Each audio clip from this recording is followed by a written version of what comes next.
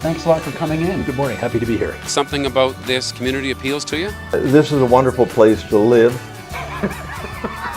For Kelowna Now, this is Kent Mulgat. And we're joined by Karen Mason from the Kelowna Women's Shelter. Thanks for coming in. Thanks for having me. So I was doing my best to prepare for this interview, and I thought that maybe right off the bat we should deal with this high-profile case that happened back east, where a woman was killed by a spouse shortly after she had made it clear that she wanted to get out of the relationship. Yeah. Tell us about that case from your perspective and why it's important that we're looking at it. That case, even though it's just one of many of This men, is Alana Frick. Alana Frick, her case is just one of many of husbands murdering wives, men murdering partners, but it really hit me hard last week when that judgment came down. It's great that he was found guilty. It's great that he's going to prison.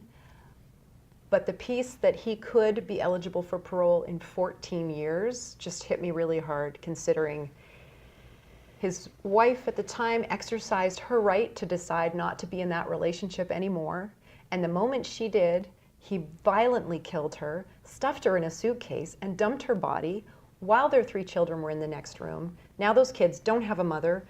Her parents, her family don't have this beautiful woman who they adored. And the world has lost this physician who was apparently incredibly gifted. And it's just tragic. Yeah.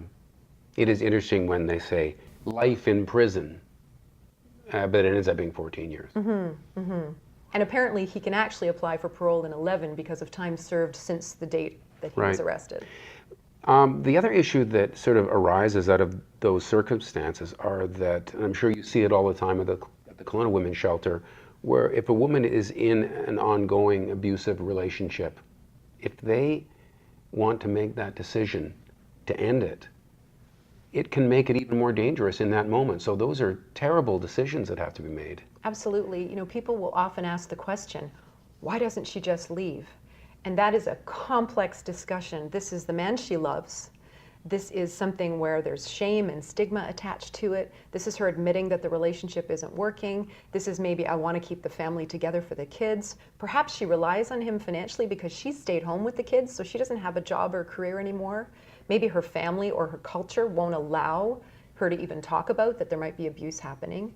So wrap all that up into it and then add the fact that a woman is most at risk for physical harm and death when she chooses to leave.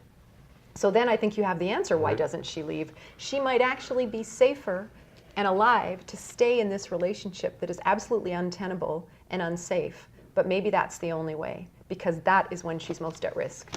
Is there any way that a woman in a relationship like that can reach out ahead of time and kind of prepare to make herself as safe as possible during what she knows is going to be a tumultuous phase? Absolutely. One of the services we offer at Kelowna Women's Shelter is safety planning. We encourage every woman who's considering leaving a dangerous relationship to create a plan of action first, unless she's in absolute crisis and the only answer is to leave in that moment. If possible, you need to make a plan for your safety and your children's safety. Gather up your key documents and be ready to go at a moment's notice. And our counselors at the shelter are available 24 hours a day and will do safety planning with women, either in person or on the phone, to try and help ensure that they can at least know when they leave they have somewhere safe to go.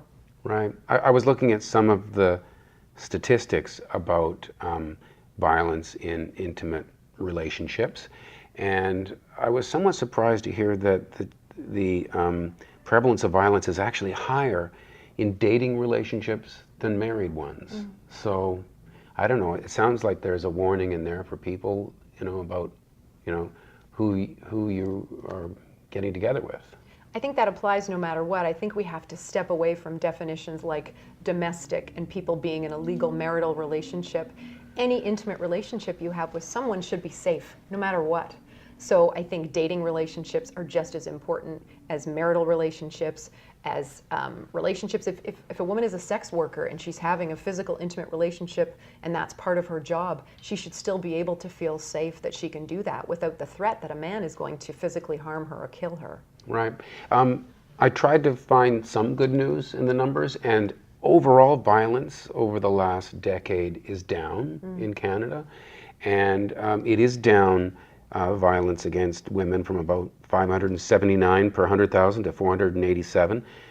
But there's even bad news in the good news, in that the decrease in violence where there's female victims is actually less, so it isn't decreasing as much as it is elsewhere. But do you see any good news? I mean, I know you have to deal with a lot of people that are going through terrible things at the women's shelter. I think statistically, it's hard to look at the numbers because most of the statistics have to do with reported incidents, which generally means a woman went to the police or the police were involved somehow. And the problem with this issue is there's still so much shame and stigma attached to it that many, many women will never report, not even to friends and family. Right. But I think we're at a tipping point. I think there is hope as a society with the Me Too movement, with the whole notion of believing women when they express what has happened to them. I feel like we are getting there and change is on the horizon. And I think the fact that some of the reported incident numbers are going up suggests that more and more women are saying, I won't stand for this, I will report, and I know there are services there to support me. So I think there is some good coming, and there are a lot of incredible good men in this world who are stepping up and taking responsibility and taking a leadership role, because if men don't take that leadership role, this problem's never going to go away. What do you mean? Well, how does a man take a leadership role on this subject? Fill that in for me a bit. I think one of the pieces that is at the core of violence against women is how our society has really allowed misogyny and objectification of women in our entire culture. I think men have a role to play in stepping up and being leaders. So if they're on the golf course and their buddy's making inappropriate comments, they can say something. They can call each other on it. When they're with women and they can use language that supports women and empowers women, I think it sounds like a small thing, but that's where it starts. And educating boys about equality and fairness, and educating all genders about equality and fairness. So little off-color comments that might seem small are really part of the continuum that at the other end is violent? Absolutely. So here's a phrase, you don't hear it as often these days, but men often used to refer to their wife as the old ball and chain, referring to a partner you've chosen who you love and you want to live with for life, as if this is an appendage that you don't want. Just supports that notion that women are less than and that they should be subjugated. So it's little comments like that people might just toss off as a joke actually do contribute to this larger societal idea of women. And the way we look at things like that murder trial, you maybe have something to say about the way it was reported, about the way the news reported it? We often will read a headline that says something like, mom of 3 dead after domestic dispute, which makes it sound like this thing just, oops, kind of happened to this woman. When that headline should be a little more clear. Man murders wife, children left homeless or motherless.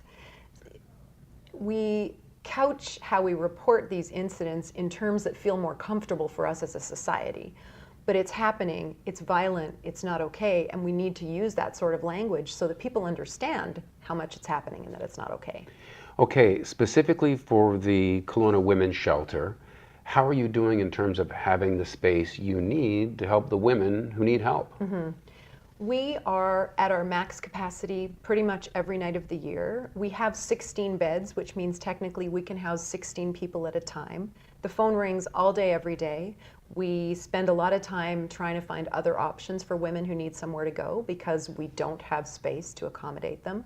We will never leave a woman unsafe and on the street. We will pay for cab fare or other transportation to get her to another community if that's where she has friends or family. Right. We will get her to another shelter. We have been known to pay motels if we have to, if a woman is absolutely in crisis and we don't have a bed. So the need is huge, and we're always looking to fundraise because we're only funded for about half of what we actually do.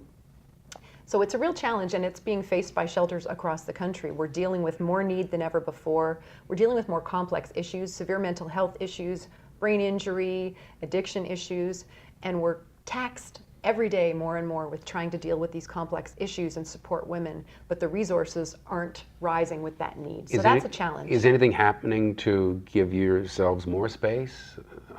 What's happening there? We feel really lucky. BC Housing has recently announced that they are going to be building a building for us to provide second stage housing.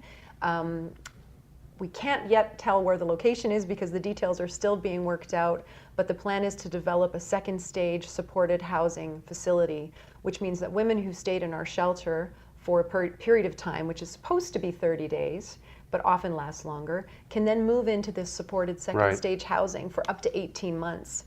And all the research is showing women who move from shelter into supported second stage housing have much better outcomes, are much more likely to stay out of abusive relationships and move forward into lives free of abuse. So we're really excited about that, and I wish we could have done it yesterday, and I hope Right. things speed up so that we get it built soon. But that must be a tough bind you get in a lot, where you've got a woman with or without children who leaves the abusive relationship, and it's supposed to be 30 days, but in the housing market we have, there isn't always a great option coming up in 30 days. It's true. But you really need those beds, so you kind of want them out the door, but not unsafely, so that's a tough bind. It is, and we don't enforce 30-day maximum because we're not going to push someone out on the street and have them be unsafe. Then what was the point in the first place?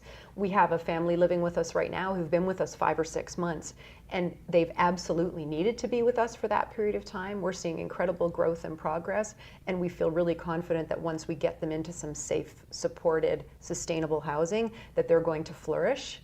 But it does mean that we have a bedroom that has been locked down for 5 to 6 months, and if that means a woman in crisis can't come stay, that's problematic, and then we have to work harder to find Right. her somewhere else. If there's a woman watching this right now, then they're experiencing violence, and they're worried about what to do, what's the first step? I would say call Kelowna Women's Shelter. We have someone on the other end of the line who's trained 24 hours a day, and it's 250-763-1040. It's an easy phone call. It's 100% confidential, and we can at the very least give someone an ear and some expertise and help them with a safety plan and let them know it is not your fault, you don't deserve this, and we can help you. Karen Mason, thanks very much. Thank you. And thank you for watching Kelowna Now.